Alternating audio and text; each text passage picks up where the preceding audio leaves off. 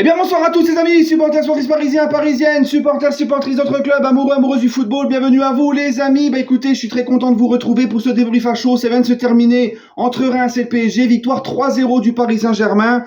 On va commencer ce premier point, j'ai beaucoup de choses à dire dans ce match. Le débrief risque d'être un petit peu plus long que d'habitude, je sais pas, on verra. En tout cas, le PSG, pour la première fois de la saison, va donc être leader à la fin de la journée, va passer la trêve internationale dans le fauteuil de leader. Le leader, c'est nous. C'est qui le Lili? C'est Bibi. Voilà. Donc pour la première fois de la saison, on va être leader. Nice a fait match nul et on a gagné. Donc Monaco, même s'il gagne ce soir, ne pourra pas être devant nous. Je parle de Nice et Monaco parce que à l'heure actuelle, à l'instant T, à cette 12e journée, c'est les deux clubs concurrents pour nous pour le titre et les plus réguliers. Voilà. Donc on va enfin être leader quoi qu'il arrive. Maintenant les amis, le PSG, ça je voulais en parler aussi de cette petite stat et que j'ai trouvé moi-même, que j'ai pensé moi-même. Depuis le 0-0 face à Clermont, le PSG a fait 7 matchs. En comptant Ligue des Champions et Championnat. 5 matchs de championnat, 2 de Ligue des Champions contre Milan, l'aller-retour. Les 5 matchs de championnat du PSG depuis le match face à Clermont, c'est 5 victoires consécutives en marquant à chaque fois 3 buts. Le 3-1 à Rennes, 3-0 contre Strasbourg, 3-2 à Brest, 3-0 contre Montpellier et 3-0 ce soir. Ensuite, le 3-0 contre Milan. Donc et le 2-1, la défaite de mardi. Donc en fait, sur les 7 derniers matchs là du PSG depuis la défaite à Clermont, le Paris Saint-Germain a fait 6 victoires et une défaite, toutes compétitions confondues. Et sur leurs 6 victoires, à chaque fois, ils marquent 3 buts. Ça prouve la force offensive du Paris Saint-Germain. Voilà les amis. Maintenant pour ce match, je vais quand même avouer, il faut quand même avouer que ce 3-0 c'est très sévère. Non pas que nos 3 buts ne sont pas mérités, parce qu'on a eu des occasions, offensivement ça va vite, le Paris Saint-Germain, tout ça. Mais franchement, Reims a fait un très bon match et Reims est tombé sur un Donnarumma stratosphérique, on va en reparler après. Mais Reims, surtout en première mi-temps, le pressing, la débauche d'énergie, le jeu qu'ils ont emmené en transition, le jeu qu'ils ont proposé balle au pied, notamment avec un très bon joueur que j'aime beaucoup, moi, depuis le début de la saison, c'est le petit japonais Ito. Même Damari devant qui nous a fait vraiment mal aussi.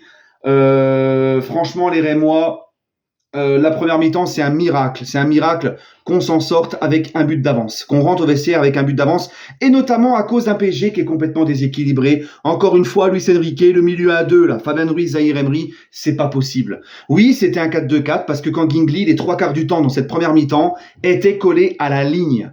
Et quand on perdait le ballon, il revenait pas dans le milieu, c'était trop tard et on prenait le bouillon, on était en sous-nombre. Reims était en surnombre lors des contre-attaques, etc. En première mi-temps, j'ai dû voir aller 5-10 minutes Kangingli dans le milieu, c'est tout. Donc on comprend pas trop ce que veut faire Enrique. Des fois Kangingli est au milieu, des fois il est sur le côté la plupart du temps. On ne comprend rien. Moi non, je veux un 4-3-3 clair, net et précis. 3 milieux qui ne bougent pas sur un côté collé à la ligne. Et c'est ce qu'il s'est passé et c'est pour ça qu'en première mi-temps, on a pris des vagues de malades, on s'est fait bouffer. Et encore une fois, ça tient du miracle qu'on revienne à la mi-temps avec 1-0. Mais Luis Enrique a bien réagi. Il sort Vitinha, il met un vrai milieu à 3, 3 milieux de terrain fixes comme ça au milieu. Et Vitinha qui sort, Ramos qui sort, d'accord. Et voilà. Donc qu'est-ce que je voulais dire? Je me rappelle plus. Voilà, donc il fait rentrer Vitinha pour faire sortir Ramos.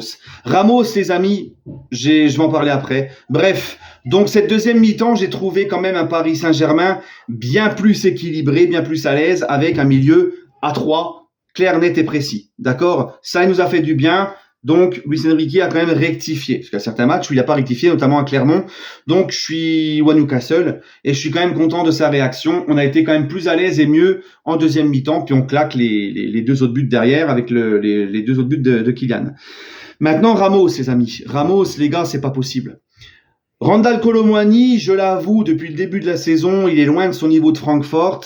Il a du mal un petit peu à s'acclimater, tout ça. Mais Kolo Muani, c'est quand même 3 buts de passe D depuis le début de la saison. Ramos, c'est seulement 2 buts. Et Ramos, les gars, j'ai l'impression, notamment dans cette première mi-temps, que dès qu'il joue, j'ai l'impression qu'on est à 10. Il ne participe quasiment pas au jeu. Il est très limité techniquement. Malgré qu'il a un bon état d'esprit, il court et tout. Mais il participe quasiment pas au jeu. Et dès qu'il a une grosse occasion, il ne la met même pas au fond. Je me rappelle de son gros loupé face à Clermont quand il est au point de pénalty, qu'il la tire sur le gardien. Et là, en fin de première mi-temps, Mbappé lui donne un très bon ballon. Il frappe du pied gauche, il dévisse complètement sa reprise. Il est devant les cages, il la loupe. Moi, je suis désolé. Un vrai neuf, ça doit aller au fond. Moi, je suis désolé, Ramos vendange trop depuis le début de la saison. Le peu d'occasions qu'il a, il fait n'importe quoi avec, mis à part son doublé face à Marseille. Mais il n'y a que ça. Donc, si encore tu te dis, bon, allez, le mec, il participe pas beaucoup au jeu, il est limité techniquement, ça passe s'il marque ses buts. Parce que ce qu'on demande avant tout à un neuf, c'est de marquer des buts, d'être placé au bon moment, de sentir les coups et de mettre les occasions au fond, même s'il en a qu'une. Et là, le problème, c'est que non seulement il participe pas au jeu, c'est très faible, et non seulement il apporte rien dans le jeu, et non seulement, le peu d'occasions qu'il a, il les met pas. Donc moi, j'ai vraiment du mal avec Ramos. Je pense que c'est un problème de confiance. C'est vrai qu'aussi, il n'est pas très souvent titulaire, donc voilà, bref. Mais en tout cas, pour le moment, voilà. Quand je vois Colomani qui est en dessous de son niveau de Francfort, qui a du mal, quand je vois Ramos qui a encore plus de mal, j'ai tendance à penser que ça sera Asensio quand il va revenir, qui sera notre 9 en fait, alors qu'il n'est même pas de base numéro 9. Donc c'est quand même foufou. Si on m'aurait dit ça au début de saison, si on m'aurait dit ça quand Colomani et Ramos sont arrivés, que ça serait Asensio pour le moment qui pourrait nous rendre un meilleur service en 9. Par rapport à ce qu'il peut apporter dans le jeu, décrocher en faux neuf et tout, je t'aurais dit non, t'abuses. Finalement, j'ai l'impression que pour le moment, je dis bien pour le moment, que c'est Asensio qui pourrait apporter qui pourrait le plus nous apporter en tant que neuf, en faux neuf. Voilà, aux côtés d'Mbappé et de Dembélé. Dembélé, justement, les amis, puisqu'on va parler un petit peu des joueurs là. Dembélé, les gars, passe décisif pour Kylian, premier but de Kylian magnifique. Et Dembélé qui me lance Carlos Soler dans la profondeur, comme il a lancé Hakimi 2 fois dans la profondeur pour les 2 passes décisives de Hakimi contre Montpellier. Donc Dembélé enchaîne encore une autre passe décisive, ce qu'il avait fait déjà une passe D contre Montpellier. Il avait lancé Hakimi 2 fois dans la profondeur quand Hakimi a fait ses 2 passes D. Là, il refait pareil, passe D, et il relance Soler qui fait une passe décisive à Mbappé. Donc Dembélé, voilà les amis, je sais, il marque pas, je sais, on attend tous son premier but, mais franchement, dans le jeu, petit à petit, Dembélé commence à faire de la place et à être important pour moi. Voilà. Sinon, Zahir Emery au milieu de terrain. Zahir Emery, les gars, moi, je le dis et je le répète encore une fois, le mec, il a même pas 18 ans. Ce qu'il fait au milieu de terrain, ça fait des années que j'ai pas vu ça au PSG. Puissance, percussion vers l'avant, casse des lignes, balle au pied. Franchement, je kiffe. Vraiment, je kiffe Zahir Emery.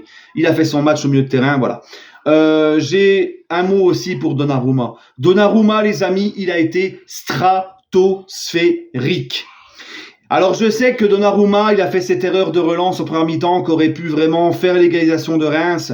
Mais c'est ce que Luis Enrique demande. Luis Enrique, il est obsédé par le fait de repartir du but, balle au pied. Il engueule Donnarumma à chaque fois que Donnarumma dégage le ballon. Donc Donnarumma, à chaque fois, il se retrouve coincé à vouloir relancer. Mais le problème, c'est qu'on le sait, Donnarumma, ce n'est pas Neuer dans la relance. Voilà aussi le problème. Mais sinon, les gars, il a fait des arrêts incroyables. Il a été stratosphérique, comme très souvent depuis le début de la saison. Il nous a beaucoup sauvés. Comme à Milan mardi, il a montré qu'il en avait une paire, qu'il avait un mental d'acier, parce que le contexte dans lequel il a joué à Milan, c'était très dur. Il a montré que mentalement, il était là. Il nous a maintenu en vie encore très longtemps avec des superbes arrêts. Là, ce soir, il est monstrueux. Je vous avais dit que vous allez apprendre à respecter Donnarumma. Comme je l'ai dit, Donnarumma, à 17 ans, il est titulaire à Milan. Depuis ses 17 ans, t'es pas titulaire à 17 ans dans les cages de l'AC Milan, un club monstrueux en Europe, avec beaucoup de pression, si t'es une pipe. Tu n'es pas capitaine ensuite de ce même Milan si t'es une pipe en étant très jeune. Tu n'es pas meilleur joueur de l'Euro à 21 ans en étant une pipe. Voilà. Je sais qu'il a des erreurs, je sais qu'il a des choses à améliorer, mais il a que 24 ans, c'est encore un très très jeune gardien. Et moi, je suis très content pour lui parce que là, il fait taire beaucoup de monde et c'est quelqu'un de très humble, quelqu'un de très souriant, de très professionnel que j'aime beaucoup. Bref, les amis, avant de finir sur mes tops et mes flops, j'aimerais quand même parler d'Mbappé qui a mis un très beau triplé ce soir. Ça va lui faire du bien, je l'ai senti un petit peu mieux. Il marque un premier but magnifique, le deuxième sur un bon ballon de Soler. Soler qui a offensivement apporté un peu ce que fait Hakimi, tu vois. Il dédouble, il fait des appels en profondeur. Il a donné un bon ballon à Mbappé sur le deuxième but. Et Kylian, les gars, Tu vois, comme il disait, vous n'êtes pas content, triplé. C'est exactement ce qui s'est passé. Il a été sifflé par le stade de Reims, il a été sifflé par les supporters de Reims, et il a mis son triplé. Et moi, ça, je comprends pas. Mbappé, c'est le capitaine de l'équipe de France. Je ne vois pas, en fait, qu'est-ce qu'il a fait de mal. C'est une nouvelle mode de le siffler. Alors oui, il a chambré à Brest, mais personne ne parle aussi de pourquoi il a chambré. Personne ne vient défendre le pauvre Hakimi qui a été accusé injustement d'une chose très grave, d'être un violeur. À Brest, les gens chantaient que Hakimi était un violeur alors qu'il n'a jamais été condamné pour viol. Donc ça, c'est très grave. Et voilà pourquoi aussi Mbappé a chambré face à Brest. D'accord. Donc pourquoi les Rémois ils sont mis à siffler Mbappé? Est-ce que c'est devenu une nouvelle mode en France? Je ne sais pas. En tout cas, Mbappé, capitaine de l'équipe de France, sifflé par les Français dans les stades en France, alors que il a fait une Coupe du Monde stratosphérique, que tous ces mêmes personnes hurlaient de joie sur ses buts avec l'équipe de France à la Coupe du Monde. Je me pose la question, pourquoi il le siffle en fait? Je comprends pas.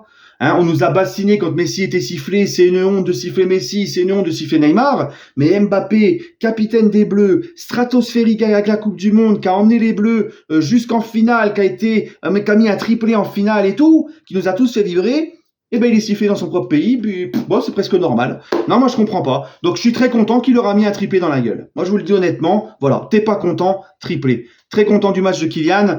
Bref les amis, je vais finir avec mes tops et mes flops. Top, Gigio Donnarumma, Zahir Emery au milieu et Kylian pour son triplé. Et en flop, j'ai envie de mettre Ramos. Et faut pas aussi, j'oublie aussi un truc que je viens d'y repenser, défensivement, on est très fébrile. Il va falloir bosser défensivement. Parce que si Gigio il est autant sollicité aussi, c'est parce que derrière, les gars, ça a été quand même assez limite. Voilà, il y a encore du boulot. Mais bref, allez, prenez soin de vous, n'hésitez pas à me donner votre avis en commentaire. Sur ce, allez Paris.